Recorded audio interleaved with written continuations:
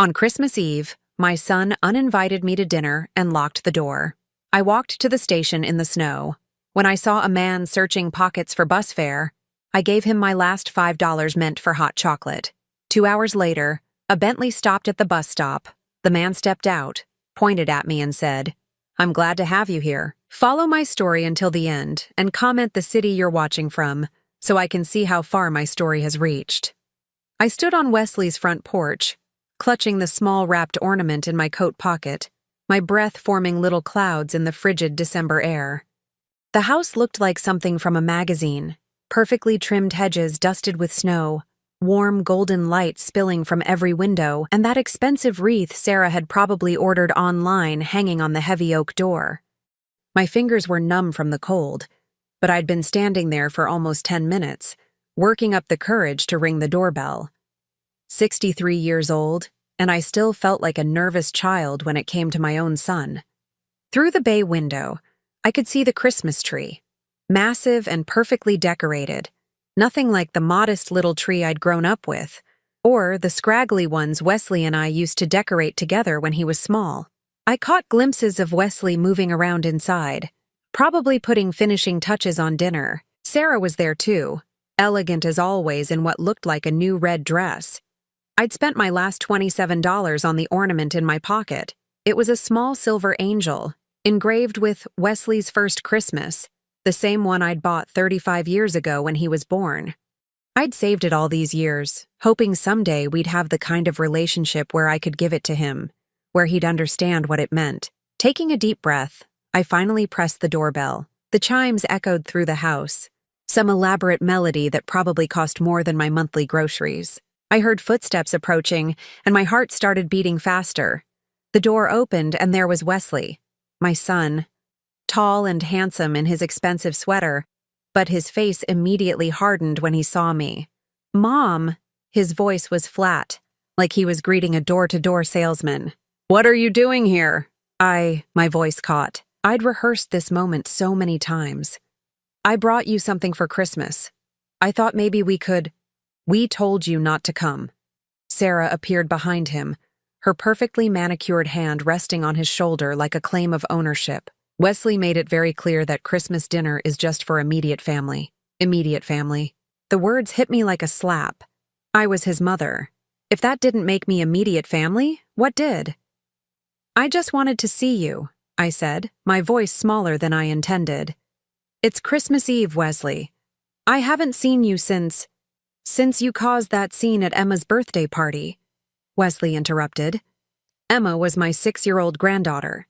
The scene had been me asking if I could take a picture with her. "I didn't cause a scene," I said quietly. "I just wanted—" "You always want something, Mom." Wesley's voice was getting harder, more distant. "You want attention? You want us to include you in everything. You want. But you never think about what we want." Each word felt like a nail being driven into my chest. Behind him, I could see the dining room table set for 6. Wesley, Sarah, her parents who lived in Florida and came up for holidays, and my 2 grandchildren. 6 place settings. There was no room for me at my own son's table. "You didn't know how to take care of me growing up," Wesley continued, and I felt my world tilt. "You were always working, always tired, always making excuses. Now you want to be grandmother of the year? It doesn't work that way." I opened my mouth to explain about the double shifts I worked to keep food on the table after his father died, about coming home exhausted but still helping with homework, about every sacrifice I made so he could have a better life. But Sarah stepped forward. "Wesley's right, Rena. You had your chance to be a mother. You can't just show up now and expect to be part of our family. Our family. Not the family. Our family. As if I was some outsider trying to force my way in." I looked at my son, really looked at him. When had his eyes become so cold? When had he learned to look at me like I was nothing more than an inconvenience? "Please," I whispered, hating how desperate I sounded. "I just want to spend Christmas with my family." "This is my family." Wesley gestured behind him at the warm, glowing house.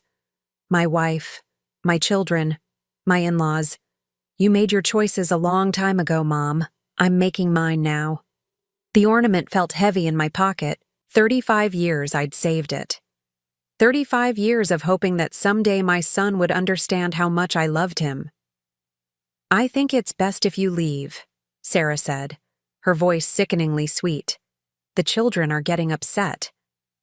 I could hear Emma and her little brother playing in the background, their laughter mixing with Christmas music. My grandchildren, who barely knew me because every visit was a battle, every phone call screened through Sarah. Wesley, I tried one more time.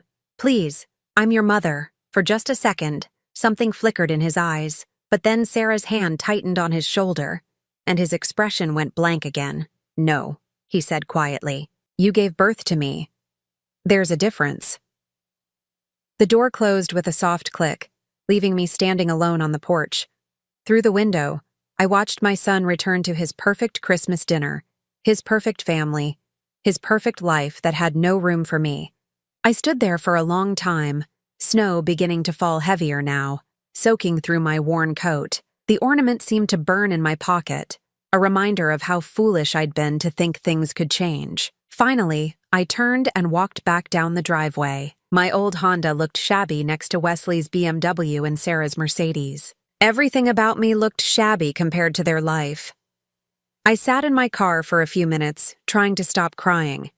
The heater barely worked, and my breath was fogging up the windshield.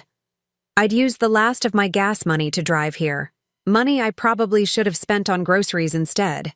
But I couldn't sit there forever. The neighbors might call the police on the strange old woman parked outside. I started the car and drove away from Wesley's perfect neighborhood, away from the life I'd never be part of. The snow was coming down harder now, making driving treacherous. By the time I made it back to my side of town, the streets were slick and dangerous. I parked at the bus stop near my apartment.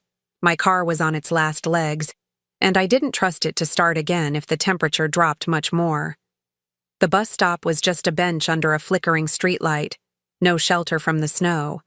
I sat down heavily, suddenly feeling every one of my 63 years. My feet were wet from snow that had seeped through the holes in my old boots. My fingers were so numb I couldn't feel the ornament anymore. That's when I saw him. A man was standing near the bus schedule, frantically patting his pockets. He looked to be in his 40s, nicely dressed but disheveled, like he'd been running.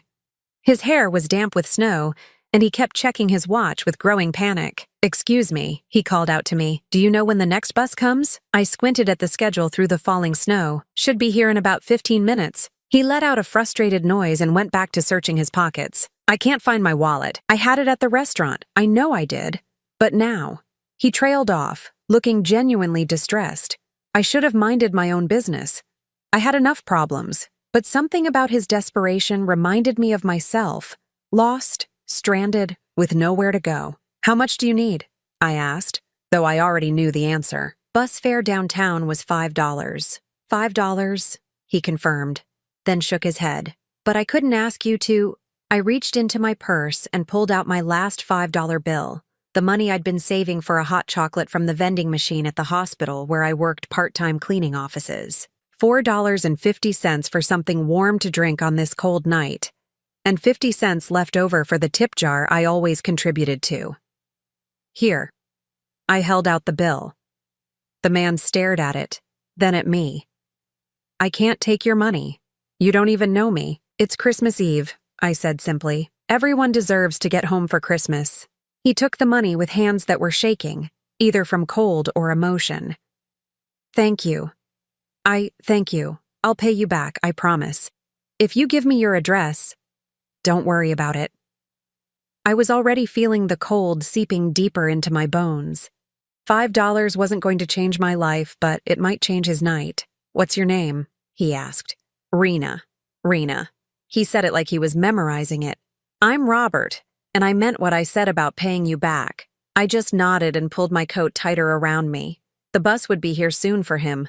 For me, it was a longer walk home through the snow, but I'd manage. I always managed. Robert seemed like he wanted to say more, but the bus was already visible in the distance, its headlights cutting through the falling snow.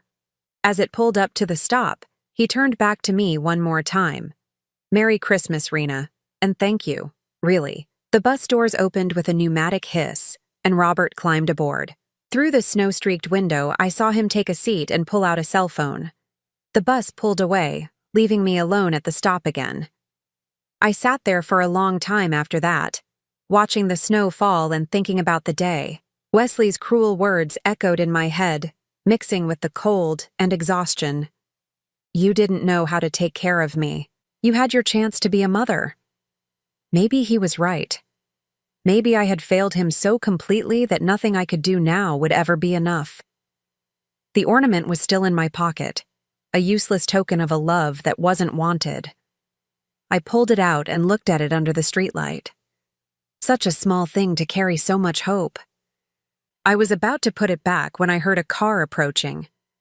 The headlights were too bright, too expensive looking for this neighborhood. It slowed as it passed the bus stop, then made a U-turn and pulled up beside me. The window rolled down, and my heart nearly stopped. It was Robert, the man I'd just given my last $5 to. But he wasn't in the bus anymore. He was in what looked like a Bentley, and he was pointing directly at me. Get in the car, Rena. I stared at Robert through the open window of what was definitely a Bentley, the kind of car I'd only seen in movies. The leather seats looked warm and inviting, but my mind was reeling. How did a man who couldn't afford bus fare 20 minutes ago end up in a vehicle worth more than my annual income? I don't understand, I said, my voice barely audible over the wind. Snow was accumulating on my shoulders, and I could no longer feel my toes inside my wet boots. Please, Robert said, his voice urgent but gentle. You're going to freeze out here. We can talk inside where it's warm. Every instinct told me to walk away. 63 years of life had taught me to be cautious of strangers, especially ones whose stories didn't add up. But the alternative was a 15-minute walk through increasingly dangerous snow to my empty apartment, where the heat barely worked, and I'd spend Christmas Eve alone with my thoughts about Wesley's rejection. The passenger door opened with a soft click. The interior was warm, smelling of expensive leather and subtle cologne. As I settled into the seat, I noticed details that made my confusion deepen. The dashboard looked like something from a spaceship, all digital displays and gleaming metal. This wasn't just any luxury car. This was the kind of vehicle driven by people who appeared on magazine covers. Thank you, I said quietly, still trying to process what was happening. But I don't understand how— I owe you an explanation, Robert interrupted, pulling away from the curb. The car moved so smoothly, I barely felt we were moving at all. And an apology. He was different now, more composed, more confident. The desperate man searching his pockets for bus fare had been replaced by someone who clearly belonged in a car like this. But his eyes in the rearview mirror still held the same intensity that had struck me at the bus stop. Where are we going? I asked, suddenly realizing I'd gotten into a stranger's car without asking the most basic questions. Somewhere we can talk privately. Don't worry, it's a public place. A coffee shop that stays open late on Christmas Eve. The streets looked different from inside the Bentley. The same neighborhood I'd walked through countless times seemed smaller somehow, less threatening. Other cars moved out of our way as if Robert's vehicle commanded automatic respect. You gave me $5, he said suddenly. Your last $5, for a complete stranger. How do you know it was my last $5? Robert was quiet for a long moment, his hands steady on the steering wheel. Because I've been watching you, Rena, for weeks. My blood turned to ice. What? Not like that, he said quickly, seeing my expression in the mirror. Not in any way that should frighten you, but I've been. Observing your daily routines, your kindness to others, the way you live your life. I pressed myself against the passenger door, my hand finding the handle. Stop the car. Let me out right now. Rena, please. I know how this sounds, but you're not in any danger. I need you to trust me for just a few more minutes. Trust you? My voice was rising with panic. You just admitted to stalking me? And you want me to trust you? Robert pulled into the parking lot of an all-night diner, the kind of place that catered to shift workers and insomniacs. Through the windows, I could see a handful of customers nursing coffee cups and looking as lost as I felt. He turned off the engine but made no move to get out. "My name is Robert Hayes," he said, turning to face me fully.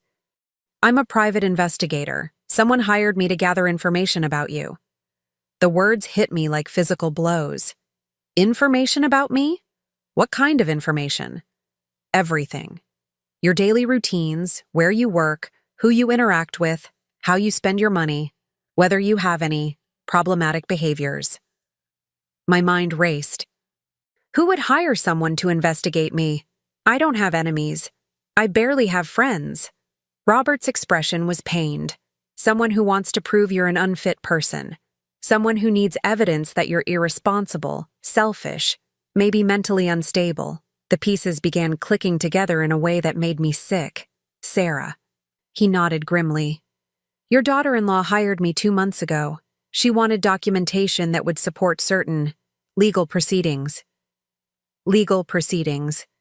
The words echoed in my head as I tried to understand what was happening. What kind of legal proceedings? The kind that would prevent you from having any legal rights regarding your grandchildren, and possibly other matters involving inheritance or end-of-life decisions. I felt like I was drowning. Sarah hadn't just been manipulating Wesley against me. She'd been building a case, gathering evidence, preparing to destroy whatever remained of my connection to my family. "Why are you telling me this?" I asked, my voice hollow. Robert ran a hand through his hair, looking suddenly exhausted. "Because what happened tonight, you giving me your last $5, knowing you needed it for yourself, it changed everything. I've been documenting your life for 2 months, Rena. I've watched you buy groceries for your elderly neighbor when her Social Security didn't cover everything. I've seen you stay late at work to help the younger cleaning staff learn their jobs better. I've watched you save every penny just so you could buy Christmas presents for grandchildren who barely know your name." Tears were sliding down my cheeks now, hot against my frozen skin. She's been building a case against me this whole time. Every time I called Wesley, every time I tried to visit, she was probably making notes about how pathetic I was. "Worse than that," Robert said quietly. "She's been creating situations designed to make you look bad. That scene at your granddaughter's birthday party? Sarah orchestrated it. She told Emma not to talk to you, then made sure everyone saw how difficult you were being when you tried to connect with your own granddaughter. The betrayal was so complete, so calculated, that I couldn't even feel angry. There was only a hollow emptiness where my heart should be. How long have you known? That she was setting me up? I started suspecting it about 3 weeks ago. But tonight, watching you give away money you clearly needed, seeing the genuine kindness in that gesture, I realized I couldn't go through with this anymore. I stared at him through my tears. "So what happens now? You go back and tell Sarah that I'm exactly as pathetic as she thought?" "No." Robert's voice was firm. "Now I help you fight back." The diner's neon sign flickered in my peripheral vision, casting alternating shadows across Robert's face. In the red light, he looked determined. In the blue, almost sad. "I don't understand," I said. "Why would you help me? You don't even know me. I know enough." He pulled out his phone and scrolled through what looked like dozens of photos and videos. "I know you work 2 jobs even though your arthritis makes it painful to stand for long periods.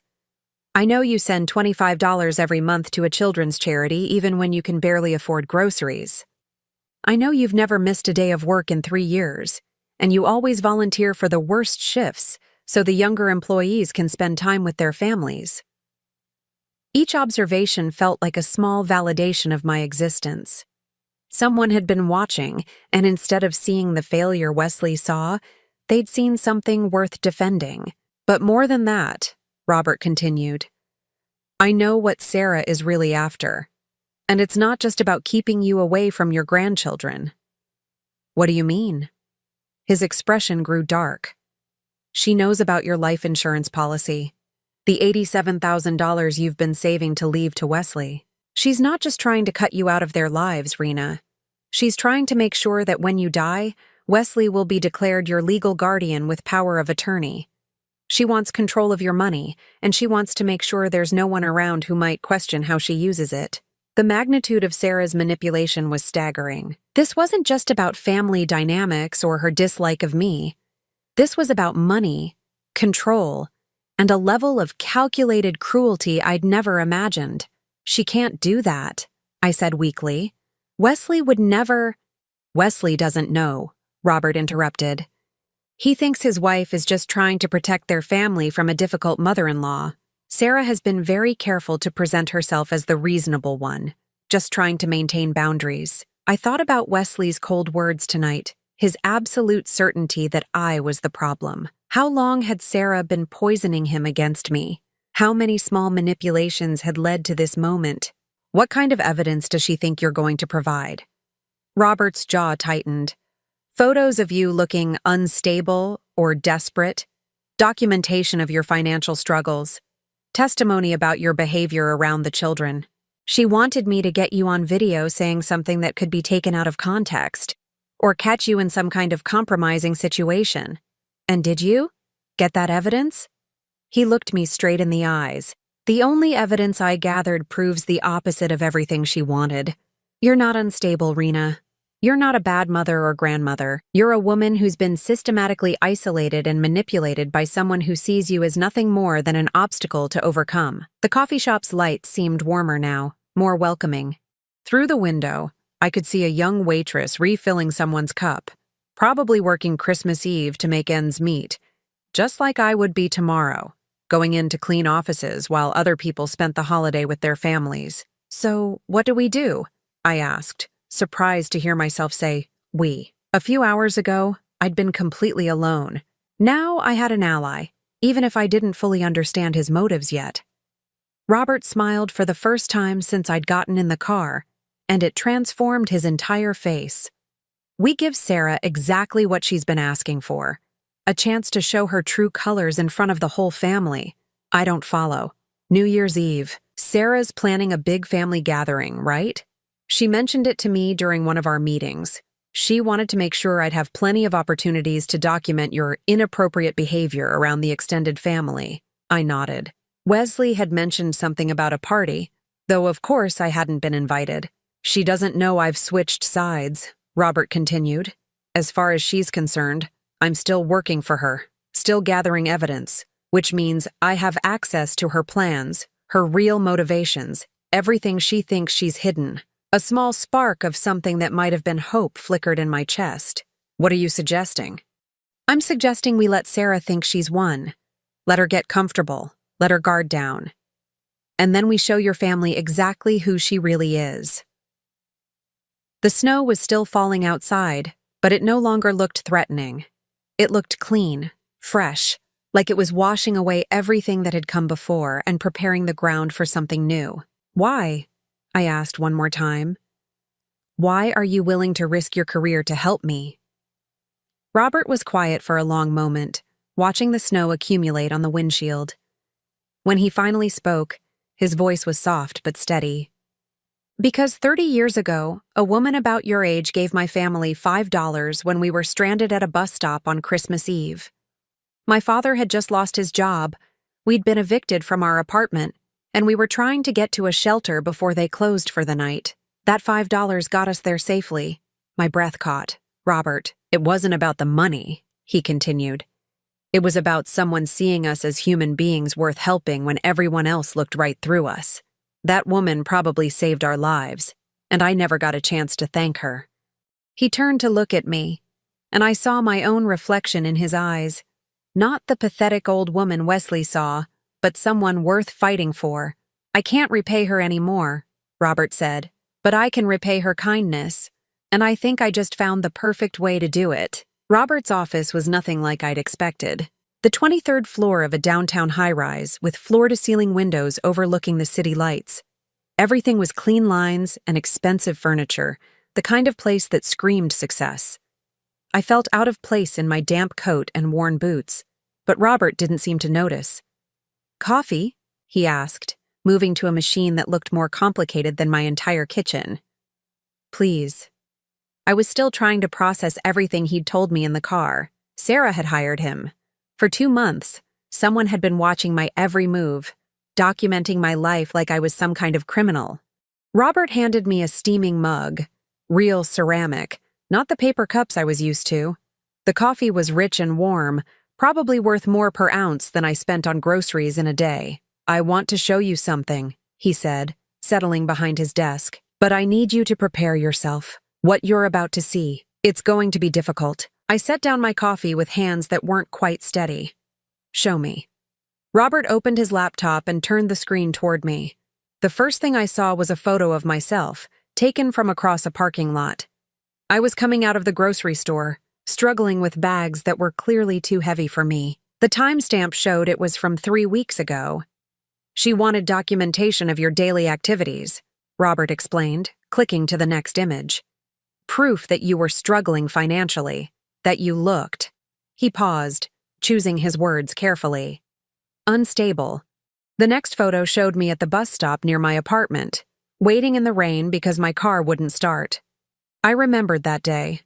I'd been running late for my cleaning job at the hospital, and I'd called in to explain I might be a few minutes behind schedule. In the photo, I looked bedraggled and desperate. "Sarah's instructions were very specific," Robert continued. "She wanted pictures that would make you look like a burden, someone who couldn't take care of herself, let alone be trusted around children." Photo after photo scrolled by, me counting change at the grocery store, me walking to work because I couldn't afford gas, me sitting alone at the diner on Thanksgiving because I had nowhere else to go.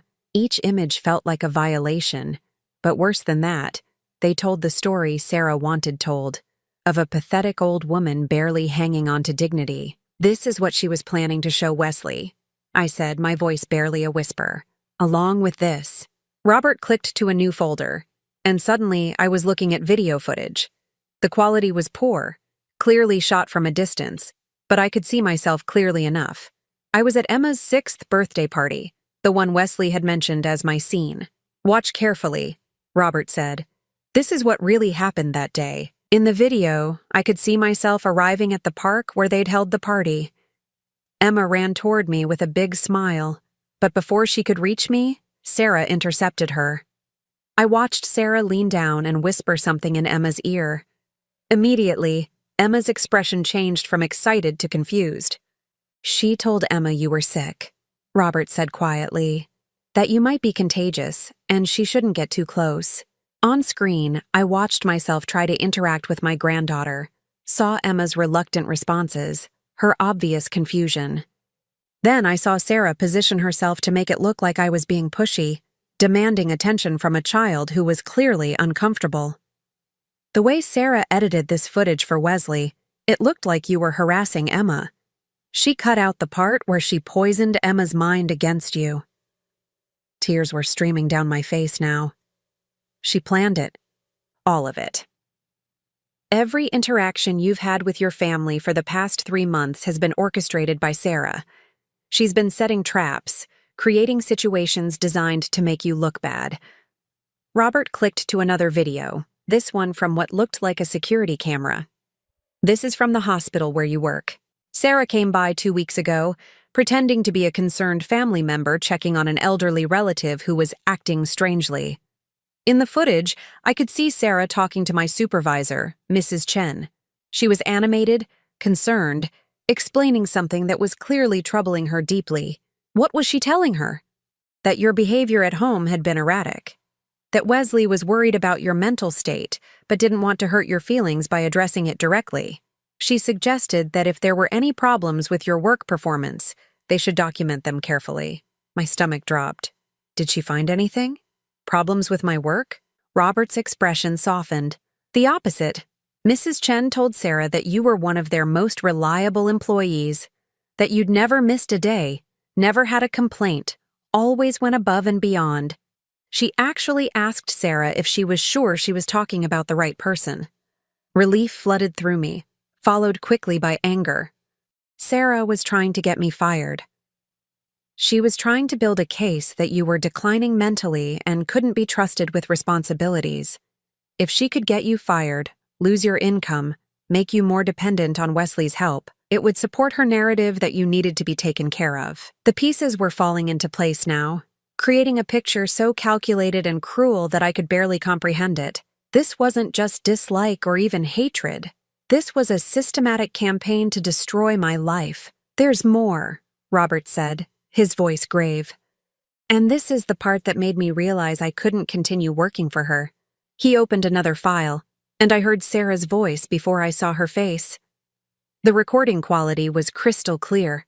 Robert had obviously been wearing some kind of device during their meetings. "I need something definitive," Sarah's voice said. "Something that would hold up in court if necessary." "What kind of court proceedings are you anticipating?" Robert's voice responded. "Well, if something were to happen to Rena, an accident, a health scare, anything that proved she couldn't take care of herself, Wesley would need to step in as her guardian. But there are legal requirements for that. We'd need to prove she's incompetent." My blood ran cold. She was talking about having me declared mentally incompetent. "And if Wesley became her guardian," Robert's recorded voice prompted, "then he'd have control over her finances, her medical decisions, everything. Which is really what's best for everyone, including Rena. She's clearly struggling to manage on her own." "What about her life insurance policy?" There was a pause on the recording, then Sarah's voice again, sharper now. "How do you know about that?" "It came up in my financial background check. $87,000, with Wesley named as beneficiary." "Exactly. And right now, if something happened to Rena, Wesley would inherit that money directly. But she's stubborn enough that she might change her will if she gets angry with us. If Wesley is her legal guardian, he can make sure that doesn't happen." I felt sick. She wasn't just trying to cut me out of their lives. She was planning for my death, making sure she'd control whatever I left behind. "The thing is," Sarah continued on the recording, "Rena's already old and not in great health. These things have a way of working themselves out naturally, if you know what I mean." The implication hung in the air like a toxic cloud. Robert stopped the recording and looked at me with something that might have been pity. "She's not just planning to have you declared incompetent," he said quietly. "She's counting on you dying soon, and she wants to make sure that when you do, Wesley has complete control over your estate." I sat in silence for a long moment, trying to process the depth of Sarah's cruelty. This woman had spent 3 months systematically destroying my relationship with my son, not out of hatred or jealousy, but out of cold calculation. I was worth more to her dead than alive, but only if she could control Wesley completely. "How long have you known?" I asked finally. "About her real plans?" "I started suspecting something was wrong about a month ago. The requests were getting more specific, more invasive. She wanted me to try to catch you doing something that looked dangerous or reckless. She suggested I might try to provoke you somehow, get you upset enough to say something that could be taken out of context." "Did you? Try to provoke me?" Robert shook his head. "I followed you for weeks, Rena. I watched you live your life with more grace and dignity than anyone should have to under those circumstances. I saw you give up meals so you could afford Christmas presents for grandchildren who barely know your name. I watched you stay late at work to help train new employees, even when you weren't being paid for the extra time. I documented every act of kindness, every small sacrifice, every moment that proved exactly the opposite of what Sarah wanted me to find." He opened another folder on his laptop, this one filled with videos and photos I'd never seen before. Me helping my elderly neighbor, Mrs. Rodriguez, carry her groceries up the stairs. Me staying after my shift to help a new cleaner understand how to properly sanitize the operating rooms. Me at the diner, sharing my meal with a homeless man who'd been turned away from the shelter. "I've been investigating people for 15 years, Robert said. "I've seen real mental illness, real incompetence, real danger. What I saw when I watched you was a woman who'd been systematically isolated and impoverished, but who never let it break her spirit." Looking at those images of myself through Robert's eyes, I saw something I hadn't recognized before. Not the failure Wesley believed I was, not the burden Sarah wanted to prove I'd become, but someone who'd survived and remained kind despite everything. "What about tonight?" I asked. "The bus stop, giving you the $5. Was that part of your investigation?" Robert's expression grew complicated. "I was supposed to meet Sarah tonight to deliver my final report, but I couldn't do it. I couldn't hand over evidence that would destroy an innocent woman's life." So I went to the bus stop instead, planning to take the bus downtown and disappear. Find a way out of this contract without hurting you. But you didn't have money for the bus. I'd thrown my wallet in a trash can 6 blocks away. I was so disgusted with myself, with what I'd been hired to do, that I couldn't stand to carry the money Sarah had paid me. He leaned back in his chair, running a hand through his hair. When you gave me that $5, money you clearly needed for yourself, it crystallized everything I'd been feeling. Here was a woman who'd been painted as selfish and irresponsible, giving her last money to a stranger. It was the final proof I needed that everything Sarah had told me about you was a lie. So what happens now? I asked. Sarah's expecting a report. Robert smiled, and for the first time since I'd met him, it reached his eyes. She's going to get one, just not the one she's expecting. He turned his laptop back toward himself and opened what looked like a comprehensive document. I've spent the last 2 months documenting everything about your life, Rena. Every conversation with Sarah, every instruction she gave me, every manipulation she orchestrated. I have enough evidence to prove that Wesley's been systematically turned against his own mother by a woman who sees you as nothing more than a financial obstacle. Will Wesley believe it? He seems so convinced that I'm the problem. He'll believe it when he sees the recordings, when he hears his wife planning to have his mother declared mentally incompetent so she can control your money, when he realizes that every complaint he's had about you for the past 3 months was planted in his head by someone with a very specific agenda. Robert closed the laptop and looked at me seriously. But I need to warn you, Rena. When we expose this, it's going to get ugly. Sarah's not going to go down without a fight. She's invested too much time and effort in this plan to give up easily. I thought about Wesley's cold words on the doorstep tonight, about my grandchildren who barely knew me, about the years of loneliness that stretched ahead if nothing changed. Then I thought about Sarah's voice on that recording, discussing my death like it was a business opportunity. What do you need me to do? For now, nothing. Go home. Act normal. Sarah doesn't know I've switched sides yet. She's planning something for New Year's Eve. Some kind of family gathering where she wants to document your inappropriate behavior one final time. Let her think she's still in control. And then? Robert's smile turned sharp, predatory. Then we show your family exactly who Sarah really is. And we make sure that when the dust settles, you get back everything she tried to take from you. As I stood to leave, wrapping my damp coat around me again, Robert called my name. Rena? That woman who helped my family 30 years ago? She had gray hair and kind eyes, and she was wearing a coat that had seen better days. She looked exactly like someone who would give away her last $5 to help a stranger. I felt tears spring to my eyes again, but this time they weren't tears of pain. For the first time in months, maybe years, someone was seeing me clearly, not as a burden or a failure, but as someone worth fighting for. Thank you, I whispered.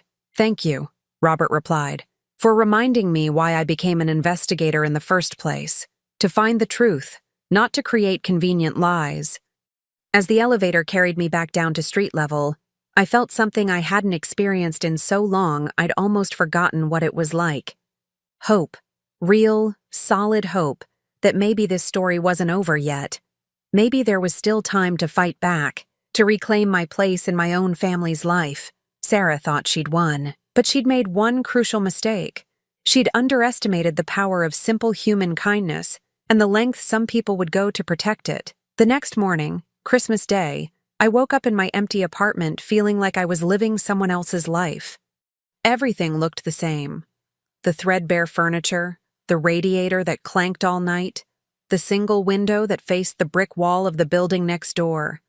But somehow, knowing that Robert was out there, knowing that I wasn't completely alone anymore, made even this depressing space feel different.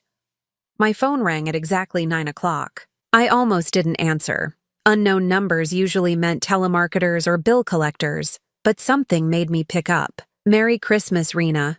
It was Robert's voice, warm and reassuring. Merry Christmas, I replied, though the words felt strange. I'd spent Christmas alone for the past 3 years, ever since Sarah had convinced Wesley that family holidays were just for the nuclear family.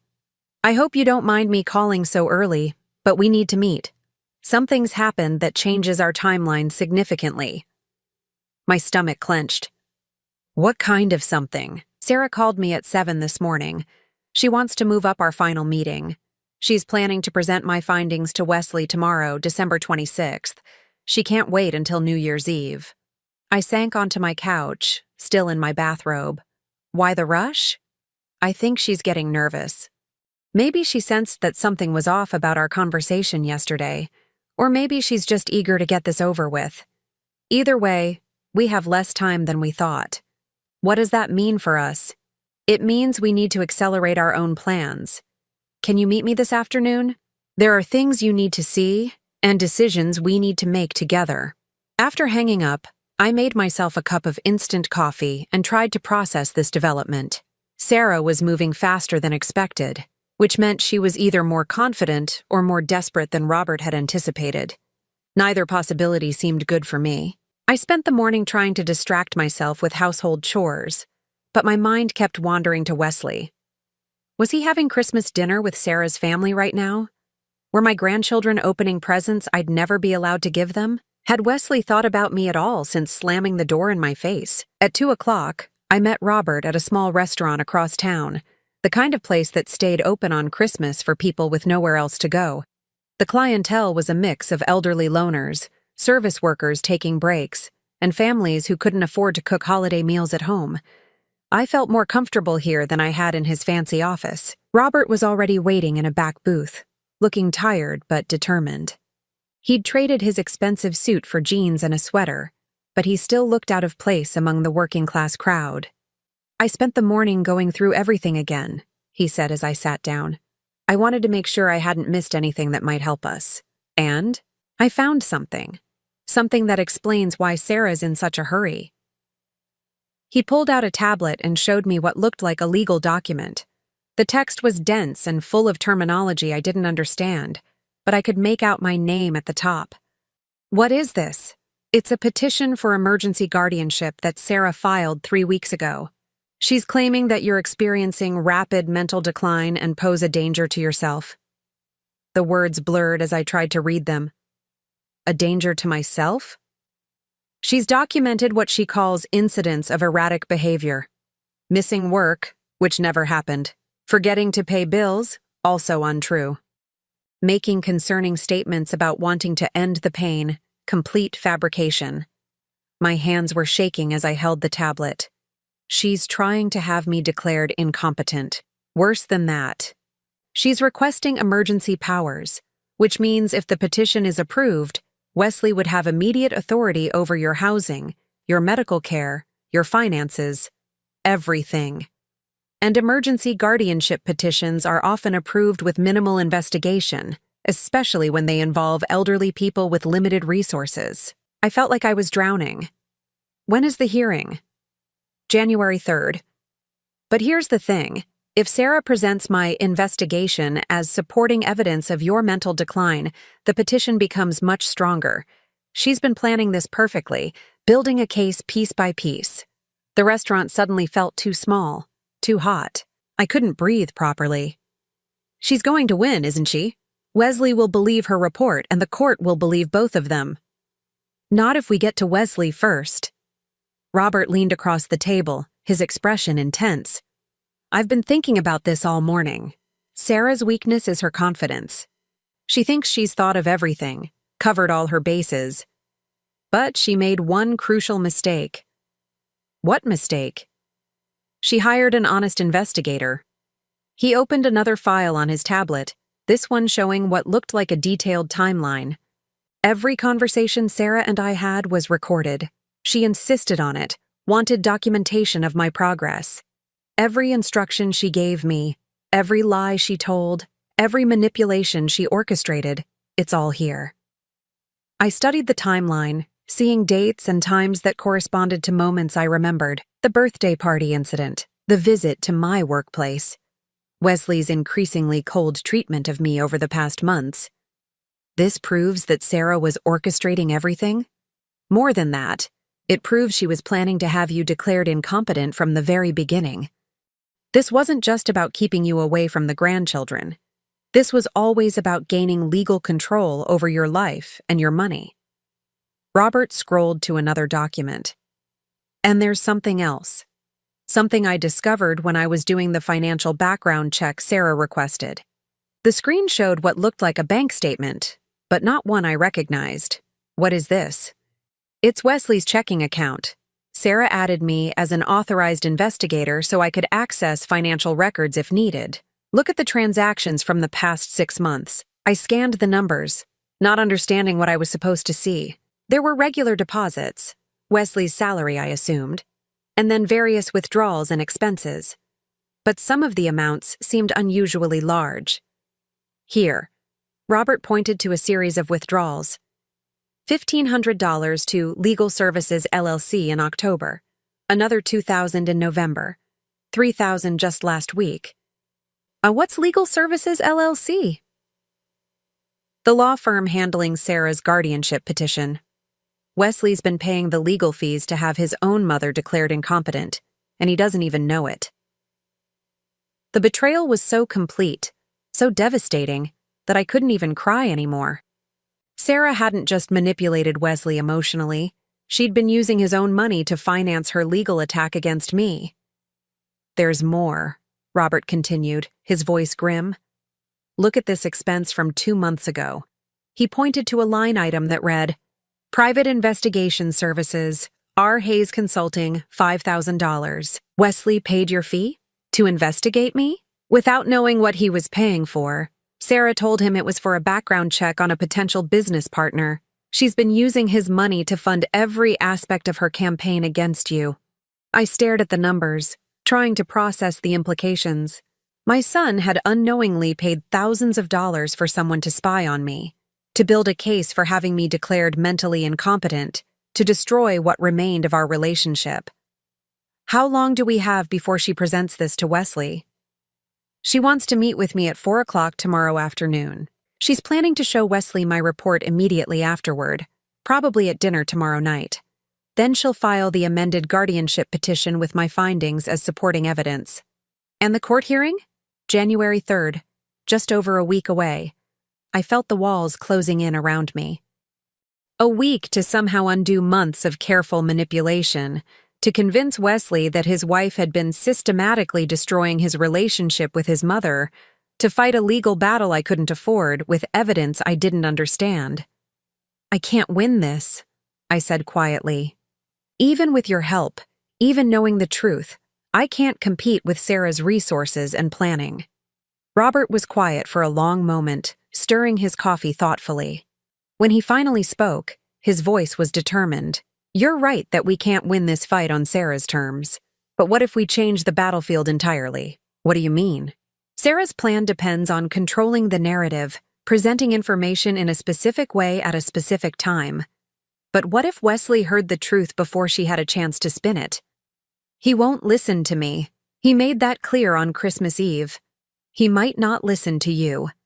But he'll listen to his wife's own voice, recorded without her knowledge, planning to manipulate him and steal from his mother. Robert leaned forward, his eyes bright with possibility. Sarah doesn't know I've turned against her. She's expecting to meet with me tomorrow to collect evidence that will destroy you. But what if, instead of giving her ammunition, I gave Wesley the truth? You want to tell Wesley everything? I want to show Wesley everything. The recordings, the financial evidence, the real timeline of Sarah's manipulation. I want him to hear his wife's voice planning to have his mother declared mentally incompetent so she can control your money. My heart started beating faster. Would he believe it? The evidence is overwhelming, Rena. Wesley's been manipulated, but he's not stupid. When he sees the proof, when he hears Sarah's own words, he'll understand what's been happening. For the first time since this nightmare began, I felt a flicker of real hope. When would you tell him? Tomorrow morning. I'll call him early. Tell him I have urgent information about the investigation Sarah commissioned. I'll meet with him before Sarah has a chance to present her version of events. And then? Robert's smile was sharp, determined. Then we let Sarah walk into a trap of her own making. She thinks she's about to deliver the final blow against you. Instead, She'll walk into a room where Wesley already knows the truth about what she's been doing. I tried to imagine the scene. Sarah, confident and prepared, presenting her carefully constructed case to a husband who already knew she'd been lying and manipulating him for months. The thought was both terrifying and exhilarating. What if it doesn't work? What if Wesley chooses to believe Sarah anyway? Robert's expression grew serious. Then we fight this in court. I have enough evidence to prove that Sarah's guardianship petition is based on fraudulent claims. It would be a harder battle, and more public, but we could win. And if we lose in court, we won't lose, Rena. Not with the evidence we have, but if somehow the impossible happened, if every system failed. He paused, meeting my eyes steadily. Then I'd make sure you had options. Ways to protect yourself that Sarah couldn't touch. I didn't ask what he meant by that. Some possibilities were better left unspoken. I need to ask you something, I said finally. And I need you to be completely honest with me. Of course. Why are you really doing this? You said it was about repaying a kindness from 30 years ago, but this goes way beyond that. You're risking your career, possibly your safety. People like Sarah don't lose gracefully. Robert was quiet for a long time, staring out the restaurant window at the empty Christmas streets. When he finally spoke, his voice was soft but steady. My mother died 3 years ago. Alzheimer's. My sister and I had to put her in a care facility because we couldn't manage her needs anymore. He turned back to me, and I saw pain in his eyes that had nothing to do with our current situation. The last 2 years of her life, she didn't recognize us. But sometimes, in her clearer moments, she would talk about feeling abandoned, forgotten. She would ask why her children never visited, even though we were there every day. The disease had stolen her memories, but it left behind the emotions, the loneliness, the fear of being unwanted. So I reached across the table and touched his hand. I'm sorry. Watching you these past 2 months, seeing how Sarah was systematically isolating you from your family, it reminded me of my mother's fears. The difference is, your isolation isn't caused by disease. It's being deliberately created by someone who should be protecting you.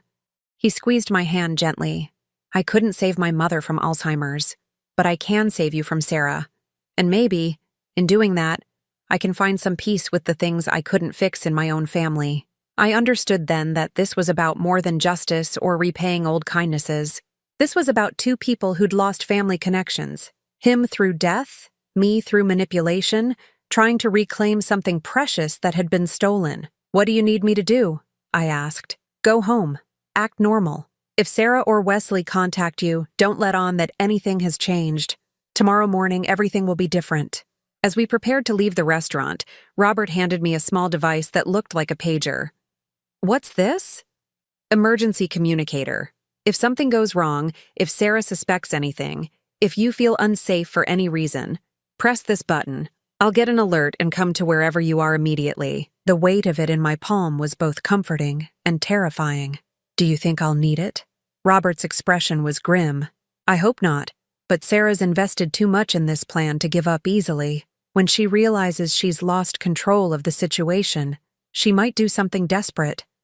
As I walked home through the quiet Christmas evening, I tried to prepare myself for what was coming. Tomorrow, the truth would finally come out. Wesley would learn what his wife had been doing, and I would either get my family back or lose them forever. Either way, the waiting would finally be over.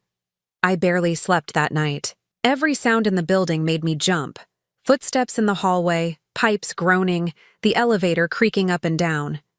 By 6 in the morning, I gave up trying to rest and made coffee with hands that wouldn't stop shaking. Robert had said he would call Wesley at 8 o'clock. That gave me 2 hours to wait. 2 hours to imagine everything that could go wrong. What if Wesley refused to meet with him? What if Sarah had already poisoned the well so completely that Wesley wouldn't believe any evidence against his wife? At 7:30, my phone rang. Robert's voice was calm but focused when I answered. It's happening, he said. Wesley agreed to meet me at 9. I told him I had urgent information about the investigation Sarah commissioned, and that it couldn't wait. How did he sound? Suspicious, but not hostile. I think he's curious about what I might have found. Sarah's been building up anticipation for this report for weeks. After Robert hung up, I paced my small apartment like a caged animal. I tried to distract myself by cleaning, by organizing my already organized closets, by anything that would keep my hands busy and my mind from spiraling into worst-case scenarios. At 9:15, Robert called again. "He knows," Robert said without preamble. I showed him everything. The recordings, the financial records, the timeline of Sarah's manipulation. He's devastated, but he believes it. Relief flooded through me so suddenly I had to sit down. How did he take it? About how you'd expect. Shock, then anger, then something close to panic.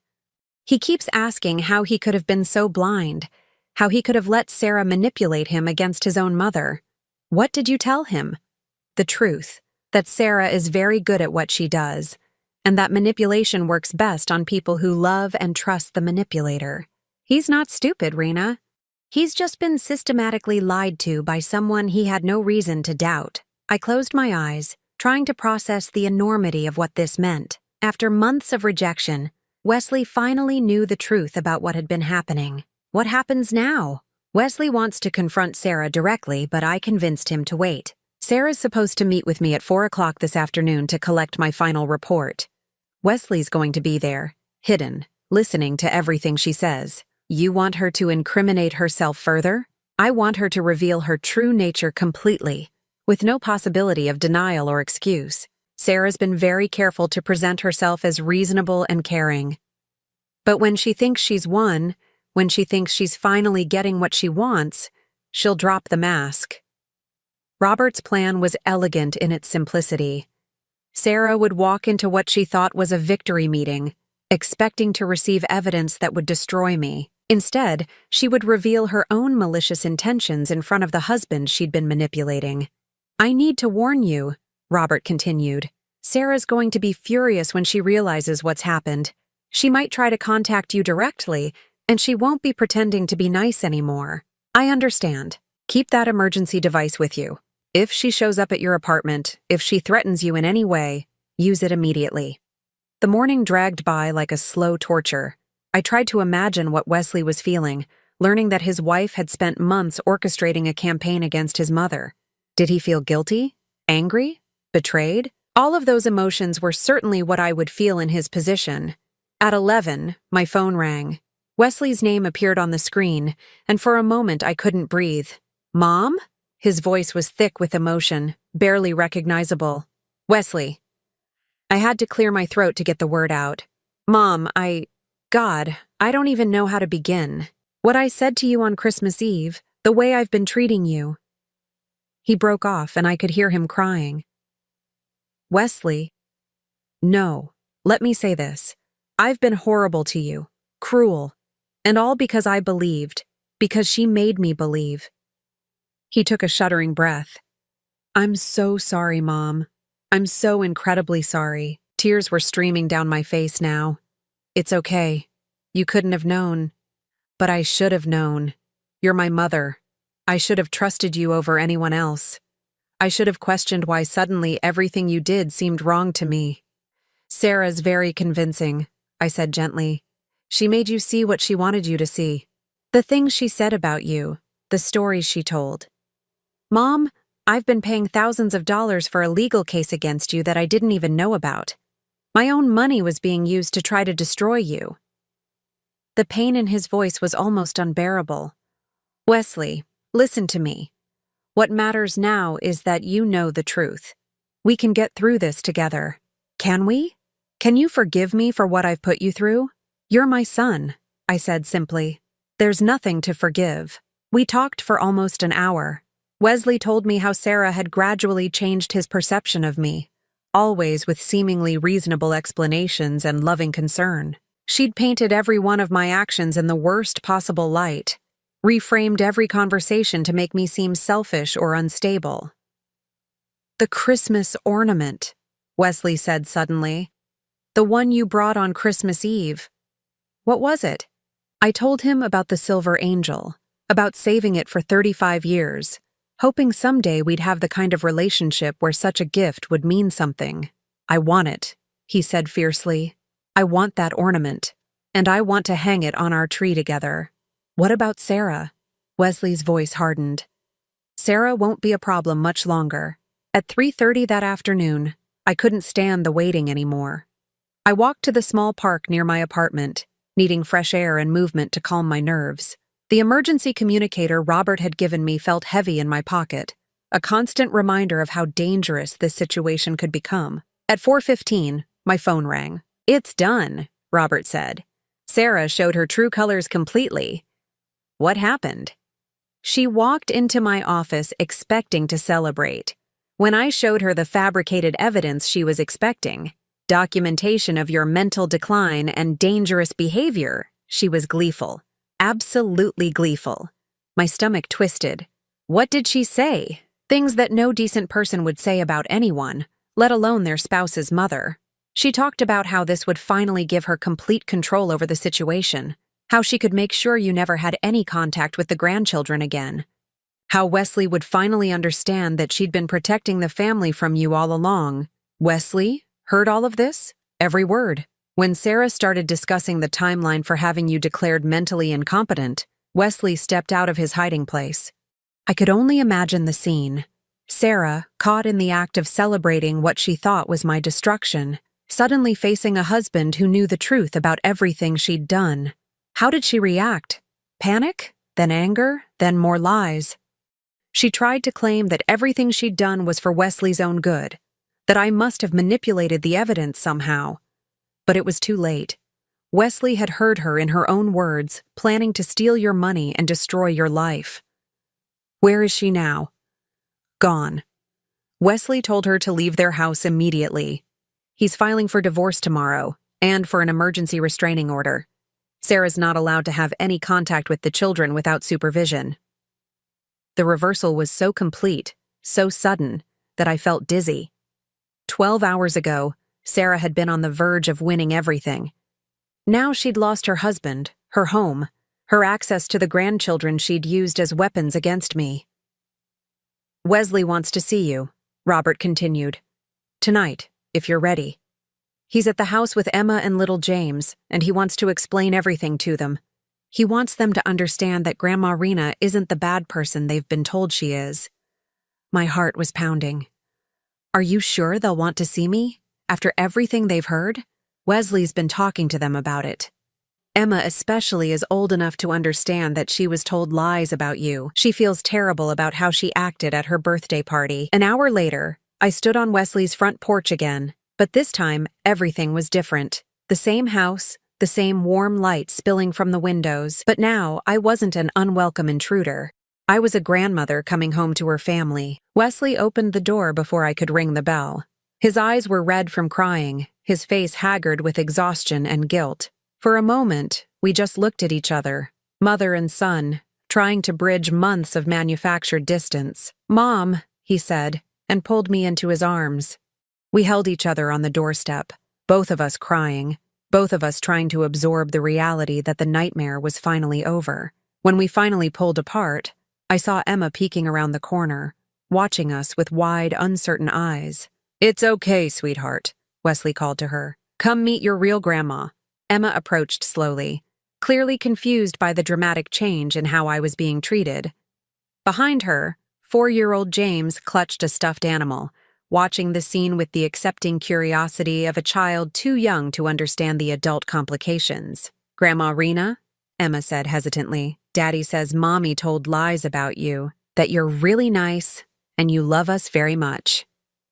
I knelt down to Emma's level, my heart breaking for this little girl who'd been used as a pawn in Sarah's cruel game. I do love you very much, I said softly, and I'm sorry if I ever did anything to make you feel scared or uncomfortable. Daddy says you brought me a present for my birthday, but Mommy told me not to take it. I did, and I have lots more presents I've been saving up for when you were ready to receive them. Emma looked at Wesley, who nodded encouragingly. Then she stepped forward and hugged me, her small arms wrapping around my neck with surprising fierceness. I'm sorry I was mean to you, she whispered in my ear. You weren't mean, sweetheart. You were just trying to be good and listen to the adults in your life. That's what smart little girls do. As Emma pulled back, James toddled over and studied me with serious dark eyes. Gamma Wena? He said, testing out the words. That's right, I said, my voice thick with emotion. I'm Grandma Rena. James considered this for a moment, then held out his stuffed animal for my inspection. Bear, he announced solemnly. He's a very nice bear, I told him, and was rewarded with a shy smile. Wesley showed me around the house.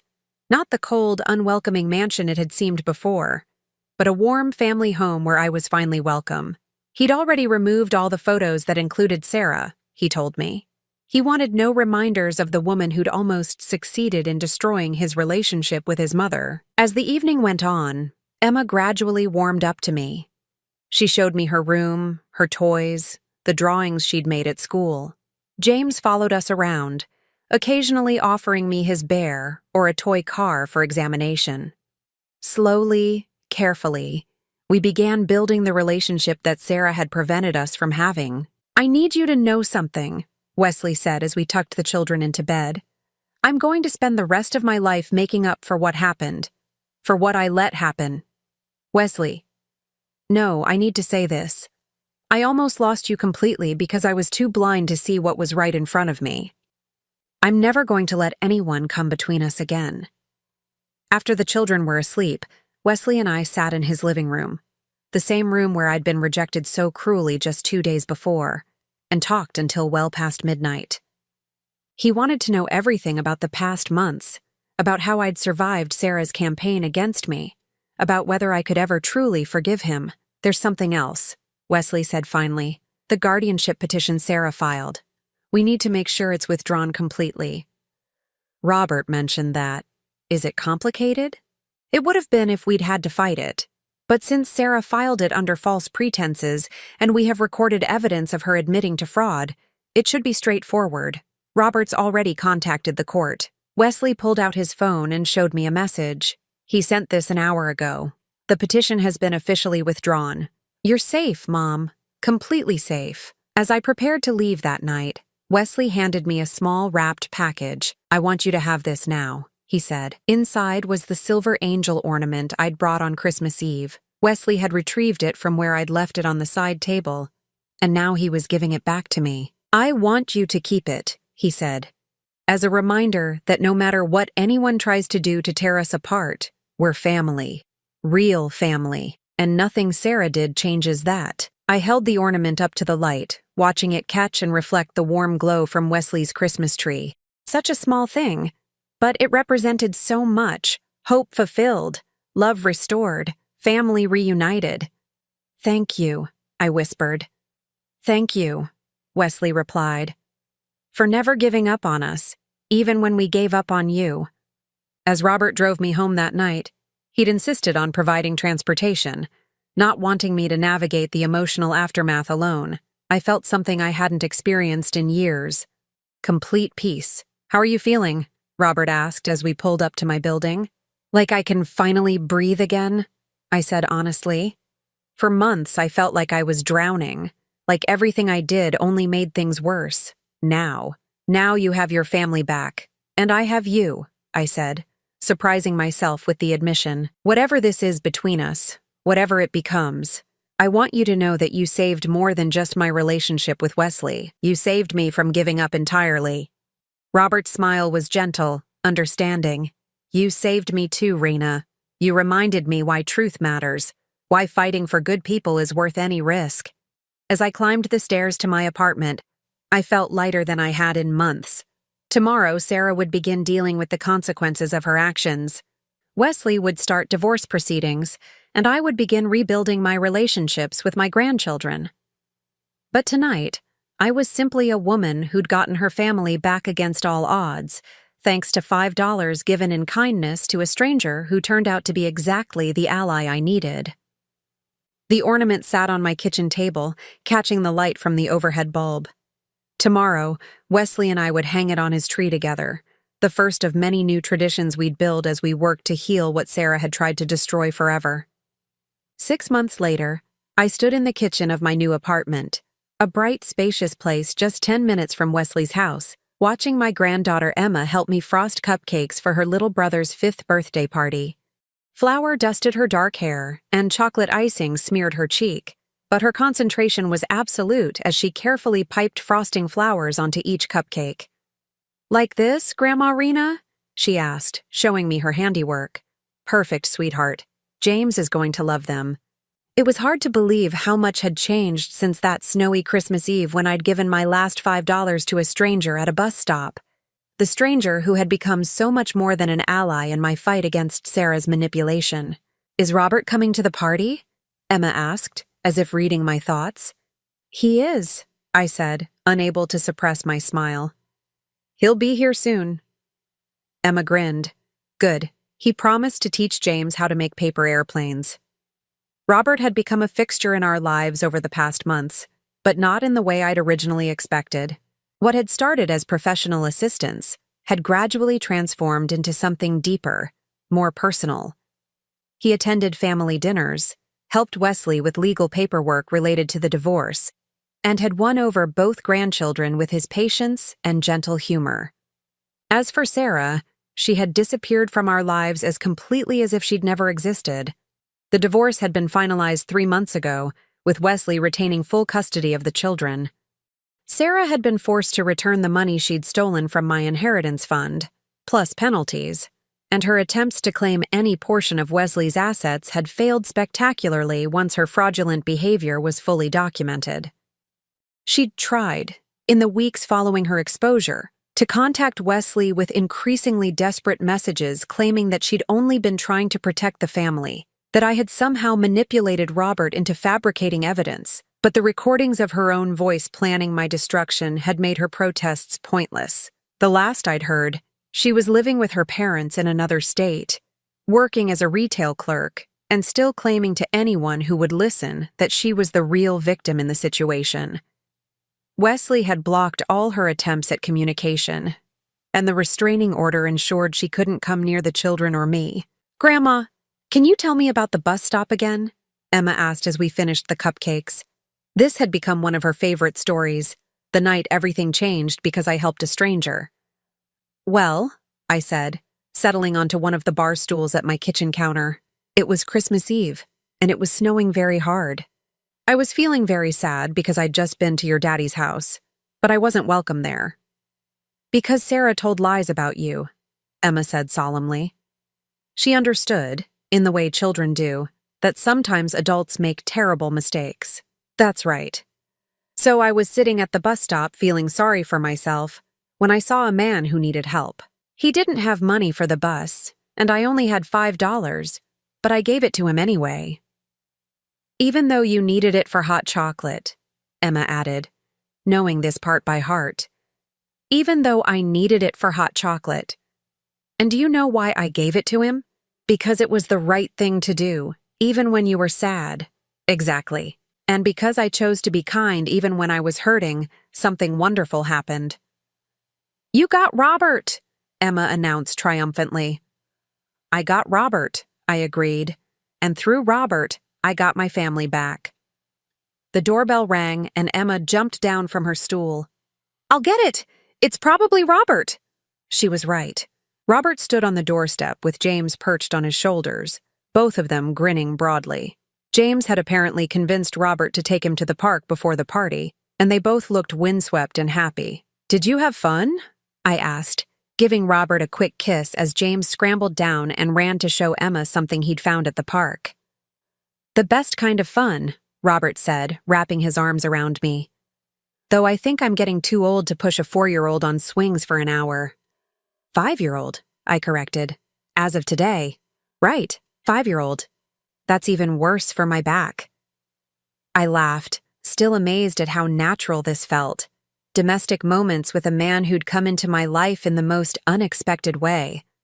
We'd been officially dating for 4 months now, though Robert claimed he'd been falling in love with me for much longer. "I was falling in love with your character long before I met you properly," he'd told me one evening as we walked through the park where I'd once sat alone, feeling sorry for myself. "Watching you live your life with such grace under pressure, such kindness despite everything you were going through, how could I not fall for that? Even when I looked like a desperate old woman counting change at the grocery store, I'd teased. Especially then. You had every reason to be bitter, to be angry at the world. Instead, you were still finding ways to help other people. The afternoon party was everything a 5-year-old's birthday should be. Chaotic, loud, and full of laughter. Wesley had invited several of James's friends from preschool, and the apartment was soon filled with children running around while their parents tried to maintain some semblance of order. I watched Robert help James blow out his birthday candles, saw Emma hanging onto Wesley's arm as they played pin the tail on the donkey, and felt a contentment I'd never thought I'd experience. This was what family was supposed to feel like. Messy, loving, inclusive. "Mom," Wesley said, appearing beside me as I cleaned up wrapping paper. "Can I talk to you for a minute? Privately?" We stepped out onto the balcony, where the noise from the party became a pleasant background hum. Wesley looked nervous, which immediately made me worry. "What's wrong?" I asked. "Nothing's wrong. Actually, something's very right, but I wanted to talk to you about it first." He pulled out a small velvet box, and my heart skipped a beat. "Wesley, you're not for me," he said quickly, then grinned. "Well, not directly for me. I picked this up for Robert. He asked me to help him choose it." I stared at the ring box, not quite comprehending what Wesley was telling me. "He's going to propose?" I whispered. "Tomorrow night. He's planned this whole elaborate dinner, but he wanted to make sure he had my blessing first, and Emma's and James's. We all told him that if he didn't marry you soon, we were going to have to stage an intervention." Tears were blurring my vision as I looked at my son. My wonderful, loving son who had not only found his way back to me, but was now actively supporting my happiness with a man he'd come to consider family. "He really asked your permission?" He said he knew how important family was to you, and he wanted to make sure we all felt comfortable with him becoming a permanent part of our lives. "And?" Wesley's grin widened. "I told him we'd already been thinking of him as family for months. The proposal is just making it official." I opened the ring box with trembling fingers. The ring was perfect. A simple, classic solitaire that somehow managed to look both elegant and practical. Robert had chosen well. "Do you like it?" Wesley asked anxiously. "I love it," I said, then looked up at my son with wonder. "I love that he asked you. I love that you approve. I love that this family we've rebuilt is strong enough to welcome new members. You deserve to be happy, Mom. After everything you've been through, everything you sacrificed for me over the years, you deserve every bit of happiness Robert can give you." We stood on the balcony for a few more minutes, watching the city below us come alive with evening lights. A year ago, I'd been alone, rejected, facing a future that held nothing but increasing isolation. Now I had my family back, my grandchildren in my life, and a man who loved me planning to propose tomorrow night. "There's one more thing," Wesley said as we prepared to go back inside. "Robert wanted me to tell you, he's not just proposing marriage. He wants to adopt Emma and James officially, if that's something you'd be comfortable with." I nearly dropped the ring box. Adopt them? Their biological father is completely out of the picture. Sarah made sure of that years ago. She didn't want James's father involved because he didn't meet her social standards. And Emma's father has never shown any interest in being a parent. But I'm not their mother. That's your decision to make. Wesley shook his head. "If you marry Robert, you'll be their step-grandmother. But more than that, you'll be part of their legal family in a way that no one can ever take away again. Robert wants to make sure that what happened with Sarah can never happen again." The thoughtfulness behind the proposal took my breath away. Robert wasn't just asking me to marry him. He was asking to join our family completely, permanently, in every legal and emotional way possible. "What did you tell him?" I told him I couldn't think of anything that would make me happier than having him as the children's father. He loves them, Mom. Really loves them. Not just tolerates them because he loves you. Inside, the party was winding down. Parents were collecting tired children and leftover cupcakes, and James was beginning to show signs of the inevitable post-party crash. Robert was sitting on the floor with Emma, teaching her the paper airplane techniques he'd promised, while James leaned against his shoulder, fighting sleep. Watching them together, I could see what Wesley meant. Robert wasn't performing the role of caring adult. He genuinely enjoyed spending time with the children, patiently answering their endless questions, remembering their preferences and fears and silly jokes. "You're thinking very hard about something," Robert observed as the last guest departed and we began the final cleanup. "Just thinking about how much has changed," I said honestly. "Good changes? The best changes." That evening, after Wesley took the children home to their own beds, Robert and I sat on my couch sharing leftover birthday cake and talking about the day. He seemed more nervous than usual, confirming Wesley's revelation about tomorrow night's plans. "Rena," he said suddenly, setting down his fork and turning to face me fully. "Yes? Do you ever think about the future? About what you want the rest of your life to look like?" I smiled, knowing where this was heading, but wanting to let him find his own way there. "I think about it more now than I used to. For a long time, I couldn't see past just surviving each day. Now I can imagine actually being happy. What would that happiness look like?" I considered the question seriously. "It would look like family dinners where everyone feels welcome. It would look like grandchildren who run to me when they're hurt instead of running away. It would look like someone to share the good news with, and someone to hold me when the news is bad." Robert took my hands in his expression tender and serious. "It would look like waking up next to someone who loves you exactly as you are?" "Yes," I whispered. "It would look exactly like that." We sat in comfortable silence for a moment, both of us aware that we were on the verge of something life-changing, but neither quite ready to take the final step. "Robert," I said finally, "whatever you're planning for tomorrow night, are you sure? I'm 63 years old. I come with a complicated family situation, a limited income, and probably not many years left of being able to keep up with those grandchildren." Robert laughed softly, bringing my hands to his lips and kissing my knuckles gently. "Rena, you gave away your last $5 to help a stranger on the worst night of your life. If that's not proof that you're exactly the kind of person I want to spend whatever years I have left with, I don't know what would be. Even though I'm old and set in my ways? Especially because you're wise and know what really matters. Even though I cry at commercials and worry too much about everyone? Especially because you have the biggest heart of anyone I've ever known." I leaned against his shoulder, feeling the solid warmth of him, the steady rhythm of his breathing. "I love you, Robert Hayes. I love you too, Rena. More than I ever thought I could love anyone." The next evening, Robert took me to dinner at the same diner where we'd had our first real conversation 6 months earlier. He said he wanted to come full circle, to propose in a place that represented new beginnings rising from the ashes of old endings. When he got down on one knee beside our booth, presenting the ring Wesley had shown me the day before, I said yes, before he could even finish asking the question. "Are you sure?" he asked, laughing as he slipped the ring onto my finger. I had a whole speech prepared. "I'm sure," I said, pulling him up for a kiss as the other diner patrons applauded around us. "I've been sure since the night you came back for me at that bus stop." We were married 3 months later in Wesley's backyard, surrounded by family and friends. Emma was my maid of honor, James was Robert's best man, and Wesley walked me down the aisle with tears streaming down his face. Sarah did not try to disrupt the wedding. She did not send messages or make threats or attempt any kind of revenge. She had simply vanished from our lives as completely as if she'd never existed, leaving behind only the memory of lessons learned about the importance of protecting the people we love.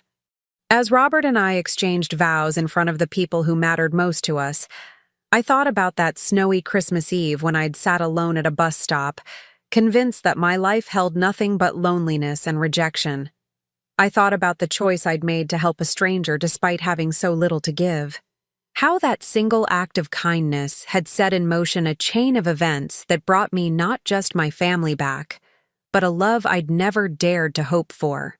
Sometimes the smallest gestures create the largest changes. Sometimes giving away what little you have opens space for abundance you never imagined possible.